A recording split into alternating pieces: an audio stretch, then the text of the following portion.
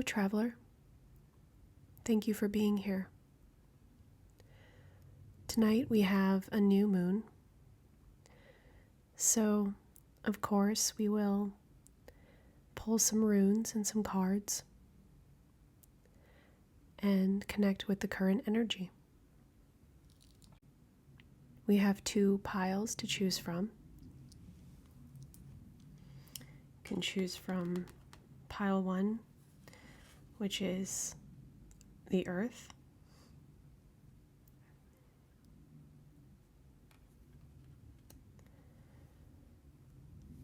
Or pile 2, which is the sky.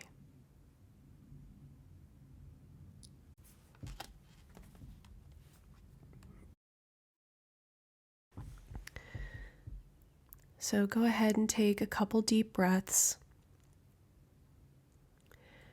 Ground yourself and let your intuition tell you which pile is for you today.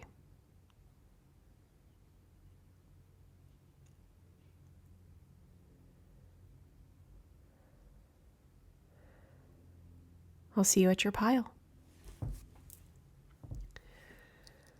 Hello, pile 1.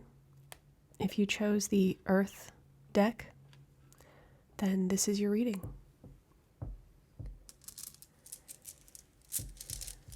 As always, we'll start by pulling some runes.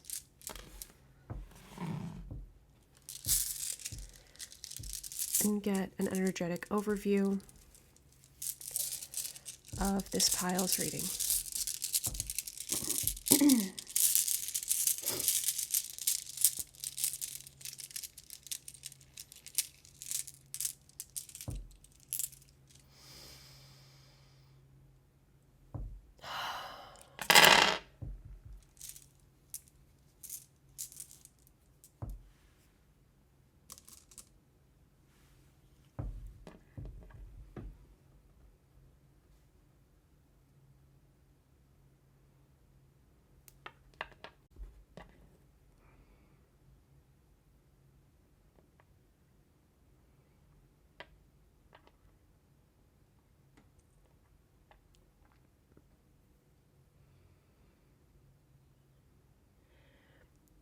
Okay, pile 1. So this message is about, it seems to be about something that you are owed that has not been restored to you yet. For some reason, I don't think it's money. It doesn't feel like financial energy at all, but it does feel like there's family involved, or possibly a mother or a mother figure, or a child, a mother-child relationship, whether that's biological or not. It feels like it could be more like approval, like maybe there's an answer you're waiting for someone to approve of something or to give you their blessing. Maybe it's an answer, yes or no answer that you're waiting for about whether or not you will be allowed to pursue something or make a change that would affect the family or affect this person. It's almost like there was a plan in place and you have thought of a better way, or you've come up with another route to the same end goal, but you're not sure that you will get approval to go this other route. So if that resonates for you, stick around, I'll pull some cards.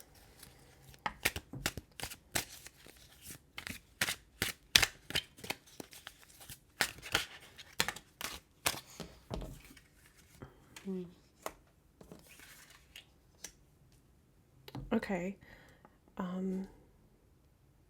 So maybe this is someone that you're married to or in a partnership with, and you are disagreeing about the right way to go about something, or you're seeing 2 possible paths and you can't quite see eye to eye on which is the right direction. And possibly you might be looking to others or respected people in your family that you you admire the way that they've lived their life and the choices they've made, and you may be asking them for advice or wanting their input on this. And maybe this is causing some conflict in your partnership, maybe not. But I see there's definitely some confusion around it or gray area around it. Some more messages for pile 1, please.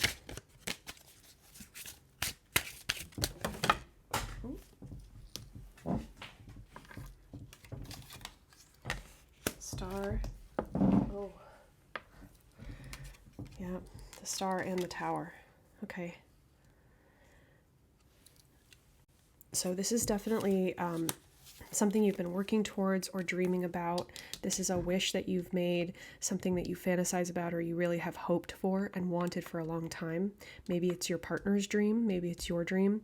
And there's either been an upset, a roadblock, an unexpected development in this area that has created a lot of distress. Maybe it's just anxiety about, maybe this isn't going to happen. It's not going to work out. Maybe it feels like it's kind of fallen apart. Maybe there's a plan or a deal that was really solid and felt like, okay, this is finally going to happen. This is the fulfillment. It's all falling into place. And then it sort of crumbled in front of you. Some piece at the base of this tower, came out and the whole thing crumbled down. Or that's what you're afraid will happen. It's in the energy. So it's either something that you worry about, you think about a lot, or it's something that has happened.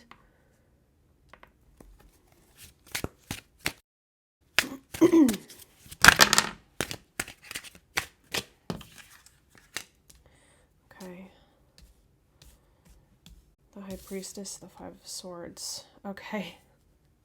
So the energy from this is I told you so energy.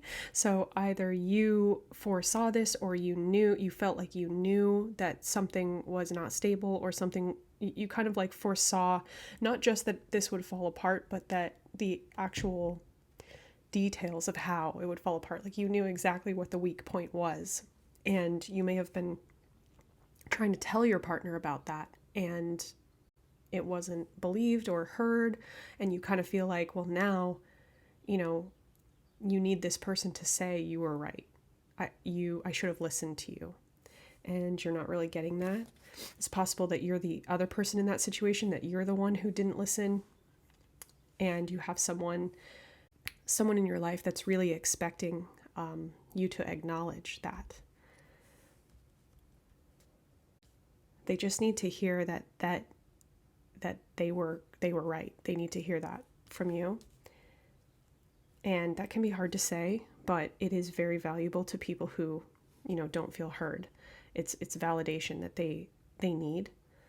So you may want to consider, think about your relationships, your close relationships, family, partners, maybe siblings, maybe a really, really close friend. And think about whether there's any situation in which you kind of brushed somebody's perspective off or told them that they were overthinking it or overreacting, and they actually turned out to be right. There may be some repair needed in that relationship because of that.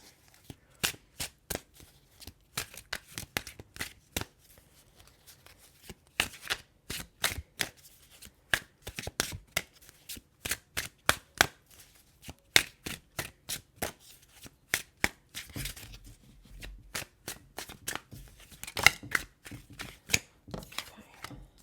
3 of Wands.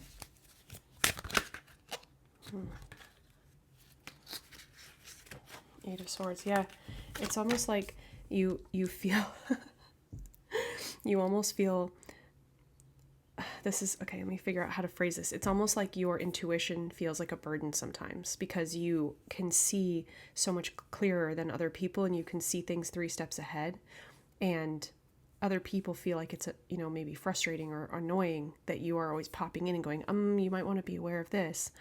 But for you, it feels like this curse, this burden, because you feel like you're cursed to watch other people fail or make mistakes when, you knew how to help them, but people just don't necessarily always believe or listen, because people tend to go with their own momentum, right? They get in their, an idea in their head about what they're going to do, and it's very, very hard to derail when there's a lot of momentum behind something. People are going to see what they want to see. They're going to take evidence that supports the theory they already believe.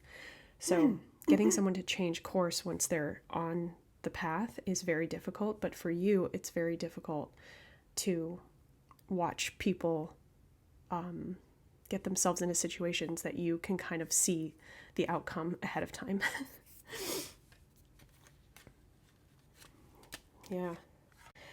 You're considering either kind of keeping things to yourself more often, or separating a little bit from your relationships, pulling back from some of your relationships, maybe just internally, for your own protection, for your own mental health, because I feel like you may be feeling like you're getting too invested or too involved or too enmeshed with other people's decisions, and your intuition is so strong and your perspective is so clear that it's hard for you to watch. It's almost like watching a movie or a show where you know the outcome. It's the Titanic syndrome, right? Like you're watching something, you know how it's going to end, and it's just really difficult. It's, dramatic irony to kind of watch somebody make choices that are leading them to a place that they don't want to be.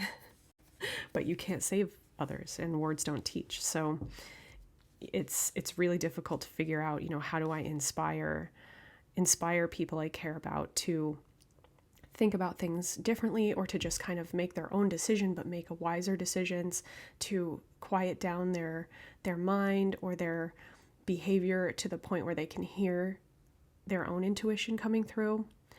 But I get the sense that you've tried everything. You've tried a lot of different tactics, and it always turns out that it creates distance in your relationships, because either people don't want to be told, that they're making a mistake, and you can't really explain how that. You can't prove to them that you're right.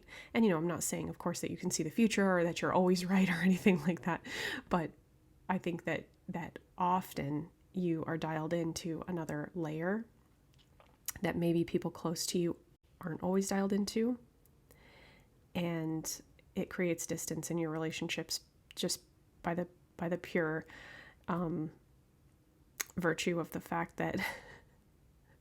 that you don't, it's like other people feel judged and you don't feel appreciated. So it's a very interesting dynamic. I think it's very common for people who have either worked on developing their intuition and their psychic abilities, or are just sort of naturally more in tune with them. Can I get some advice for pile 1? Thank you. 3 of Swords, 8 of Cups. It's okay. The advice, I don't know how comfortable you're going to be with this, but the advice is to kind of give, to very unemotionally and bluntly deliver your opinion when in the situation where it's prudent to do so, or it's being asked for, and then try to separate yourself emotionally from that outcome. So it's loving detachment. Practicing loving detachment will be really helpful for you regardless, because for people with strong intuition, strong empathy, it's a really necessary life skill. But it's kind of like a drop the sword and then walk away is the advice. So maybe focusing on developing that, cultivating a balance, walking the middle path, not being too attached to any outcomes, no matter how much you care about someone or a situation. That includes your own. Being able to, have a practical, clear, direct, clear your throat chakra and allow yourself to speak your truth, but don't argue your truth. You say it and you walk away. And if people have questions, you can have conversations, of course, about things, but the key is to do it with loving detachment. So it's with care, but it's not super emotional. And even if you feel emotions, it's okay to do that. I think that's maybe a more advanced version, but you have to develop the detachment, and then maybe you can, you have a strong boundary there, and then maybe you can allow yourself to indulge in. I mean, you're going to feel your feelings regardless. You can't stop yourself from feeling feelings, so I'm definitely not advocating that, but I'm talking more about how you portray them outwardly, your behavior, how you talk to others, how you treat others. You might need to work on meditation and grounding yourself and getting yourself really centered, so that even though you are having feelings, your the energy you're putting out is more detached, because that takes a lot of the pressure away too from relationships.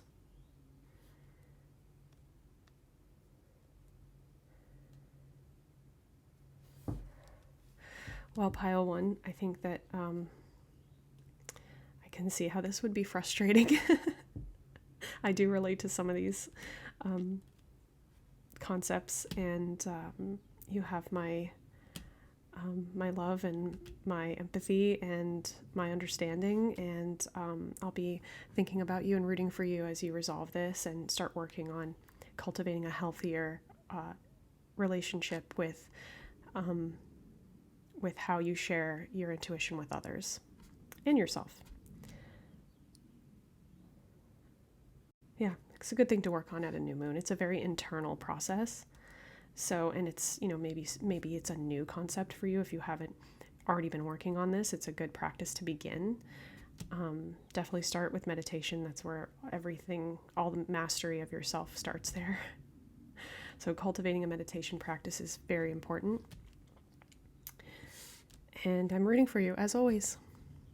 Thank you for joining me, Pile 1. I'll see you in my next video. Bye-bye. Hello, Pile 2. If you chose the Sky deck, then this reading is for you.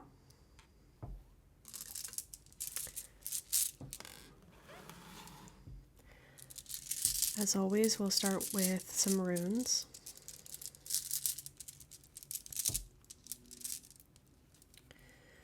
To connect deeper with the energy of this reading and zero in on exactly what we're talking about today.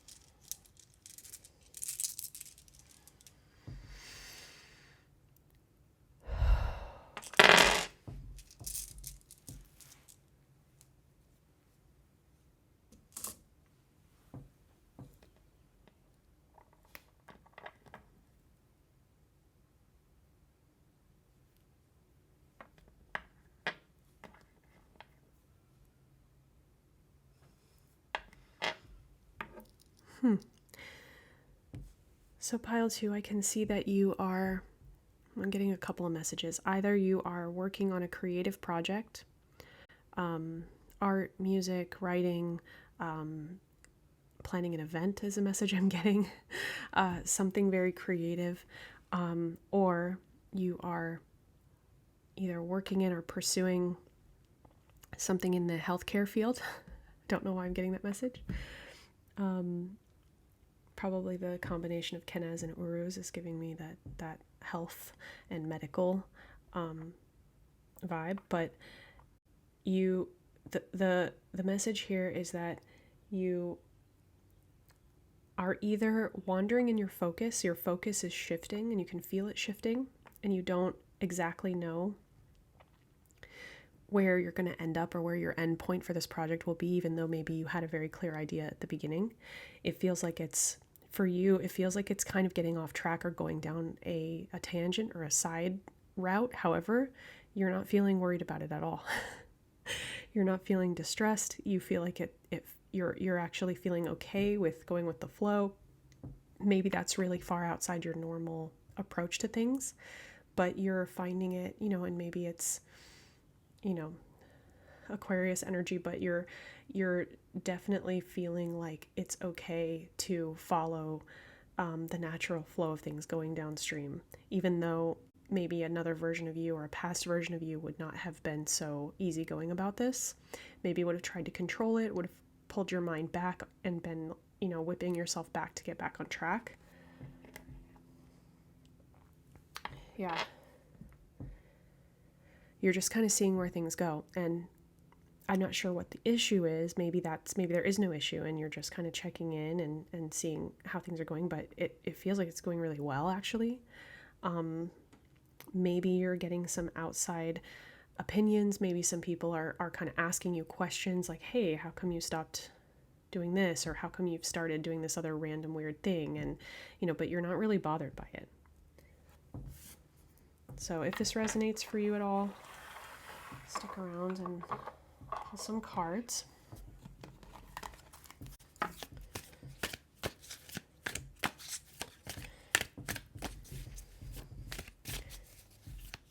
Yeah, very floaty, easygoing energy coming from pile 2. Ace of Swords, the Hierophant. Interesting. So very opposite of easygoing energy here. However, very much definitely air energy and sky energy. But the Ace of Swords is an opportunity. Maybe this new tangent that you're going down is more towards the traditional. Maybe, we have the Hierophant here, symbolizing structure, the dominant paradigm, the structures of our society, authority. So maybe you've been in a more creative field or a more art-oriented field, and you're starting to find that there's a little bit more in you that wants routine, wants security. Maybe you've gotten a corporate job and you're actually enjoying it and it's shocking you. Maybe people around you are kind of acting like, oh, you must be miserable, or oh, you gave up on your dream, and you're kind of like, no, I'm actually allowing myself to evolve and following what makes me happy now. And that doesn't have to be the same thing that made you happy 5, 10, 15, 20 years ago. So that could be. Let's get a little more information for pile 2.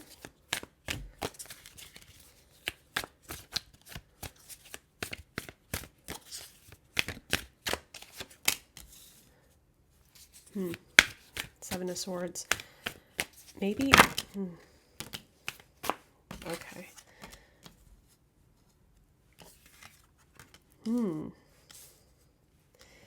Okay, my first thought when I pulled out the Seven of Swords was maybe you feel like you have a little bit of guilt or a little bit of shame about this change, but the cards that came out after prove that that's not the case. I think that you might be leaving behind a toxic environment. The Six of Swords is telling me that, as well as the Three of Pentacles and the Moon. There was a lot of hidden agendas or opinions. There was gossip. Maybe there was drama in, maybe, for instance, let's say you were a musician, you had a band, and it was just constant fighting and constant talking about each other behind your backs and feeling like you always had to prove yourself and it was never good enough, and now you are in a position that traditionally from the outside you would have thought would be worse or boring or bad, and you're finding those people to be very supportive, and you're finding it to be a healthy environment, and you're surprised because you kind of thought that these more artistic, enlightened people maybe would have been the ones that would have brought you that sense of peace and calm, but it's actually, it's almost like there's like an opposite exploding of expectations that's happening. And, it doesn't have to be work related, but I am getting a lot of career vibes from this. But it could be a friend group too. Maybe you recently started hanging out with some people that in the past you would have thought, maybe judging from like the way they dress or, where they hang out or the kind of clothes they wear or whatever, that you wouldn't get along with them or they wouldn't be, your group. And you're starting to grow out maybe of that more school age mentality of cliques and judging people by their cover, and you're starting to realize that you have been keeping yourself limited in your life experience because you had only been associating with certain people. It could be that as well. Yeah, you feel like maybe you've been unfair, maybe you've misjudged, maybe you feel like you're being judged now by the people or the community that you used to be a part of. Maybe you feel like, you thought that they were so, I've heard, stories from people about religious groups or a church they belong to or something, and they felt like that was a very loving, welcoming, open community, and they preached that, and that's part of their values that they talk about. And then when they shift their personal beliefs, or they start to do something new or whatever, and they assume that their community will support them because they claim to be so supportive, and they end up getting alienated, and they're confused about how are these people not practicing the values that they're preaching. It could be something like that. But you are... Okay, interesting. So you're trying to kind of, maybe you're in a transition period of this right now where you're trying to not play both sides, but you're trying to stay part of your community in some way. You're trying to hold on to them. You're not leaving them behind. You're not walking away from them. You're not, allowing yourself to lose something that has been so important to you. And the reason that, or the method by which you are holding on to them is by keeping your mouth shut, not speaking up. Not telling them how you feel. Maybe you are afraid that it's taking a risk to speak your truth to these people because maybe you've seen them ostracize others in the past, and you kind of, in your mind, you're like, I know how this goes. I'm going to get kicked out of this friend group or organization or whatever it is because I've seen that happen to others who have spoken up or spoken out against something they don't agree with, or have started to shift their lifestyle a little bit. But it doesn't feel like it's causing you a lot of distress. And maybe that's because you're in this middle ground right now. You're in a little bit of a holding pattern where you haven't quite given up anything. You haven't lost anything yet. And I think you'd prefer not to lose things. But I think you're starting to, maybe you're at the very early stages of realizing that this isn't a tenuous situation, untenable. This isn't a tenable situation. And you might be just sort of following your instinct that something is going to have to give at some point. The Empress. Yeah, and the Six of Cups. So if you stay in your loving energy, you stay in your nurturing energy, you bring only love to the table here, then the best you can do and the best you can hope for is knowing that you kept your side of the street clean. You can't control others and their, responses to things, but the most valuable thing for you in the long run, it probably doesn't feel like it in the moment, but in the long run, the most valuable thing for you is your integrity. Hold on to your integrity, treat others the way you would like to be treated. Know that you're approaching things with the best intentions, approaching them with love, not being manipulative, being caring. And if they respond badly to that, then it's not about you. It's about them. If you give them behavior that they can point to and say, that's why I'm mad at you, then it's a lot harder for you to make peace with it, because you can see looking back that maybe you didn't behave the best.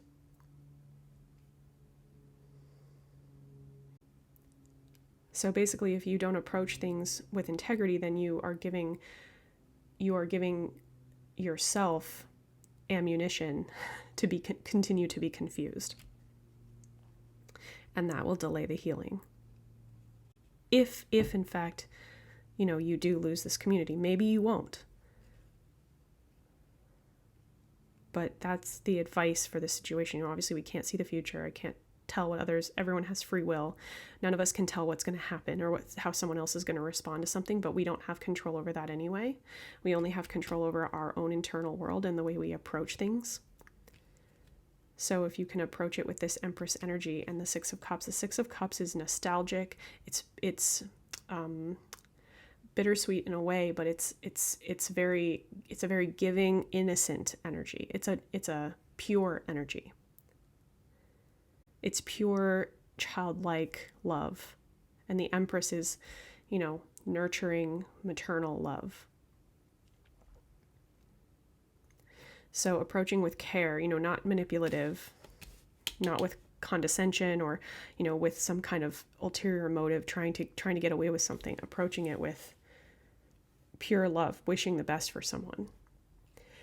You know, it might take them some time to come around, but that's a snow on the branches situation. You know, if someone isn't able to receive what you're offering in the moment, it sits on the branches like snow that hasn't melted yet, and it stays there. And over time, you know, the sun comes out, the snow melts, it waters the roots. You know, those things stay in people's minds, and when they're ready to hear them, then they do absorb.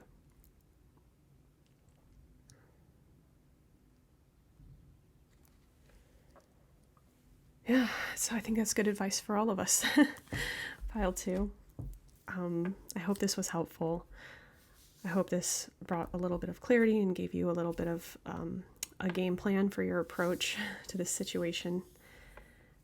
And yeah, I wish you a joyful, calm, and fulfilling moon cycle. And I look forward to seeing you in my next reading. Bye, Pile 2.